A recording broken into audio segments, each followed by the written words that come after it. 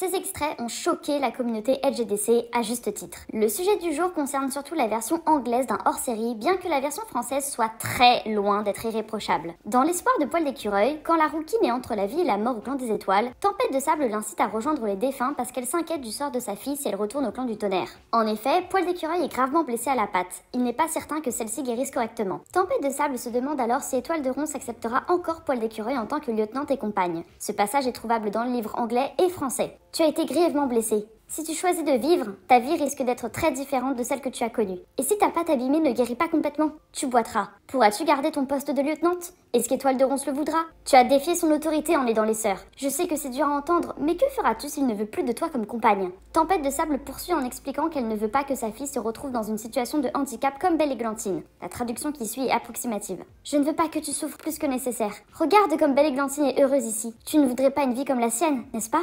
Alors, je peux entendre ces appréhensions en tant que mère. Ces interrogations et craintes peuvent être partagées par beaucoup de personnes dans ce genre de circonstances. Mais que ces propos sont maladroits, qu'ils sont violents pour tous les lecteurs en situation de handicap. C'est tout simplement inacceptable de tenir ce genre de discours dans un roman accessible à tous, sans personne pour le balancer en face. Étoile de Feu réplique à sa compagne que leur fille doit prendre sa décision seule. Mais c'est tout. Aucune phrase pour tempérer les arguments de Tempête de sable, aucune défense pour les personnes en situation de handicap, aucune réplique de Belle Églantine dans ce sens non plus. Franchement, je n'ose imaginer le ressenti des personnes concernées ayant lu ce passage. J'ai beau comprendre ce que les auteurs ont essayé de mettre en lumière, ça reste très mal fait et ça porte atteinte au perso de Tempête de sable, que je ne vois pas tenir ce genre de propos. Ces passages sont censés être modifiés ou retirés, mais de ce que j'ai vu, ils sont toujours présents dans le bouquin anglais. Les traducteurs français ont choisi de supprimer les lignes concernant Belle Églantine, mais ils ont conservé le paragraphe évoquant Étoile de Ronce sans l'éditer. On va dire que c'est mieux que rien, mais franchement, ça reste inapproprié. Vous n'êtes évidemment pas obligé de partager ma réflexion, mais le respect et la courtoisie sont attendus en commentaire. Et toi, t'en penses quoi?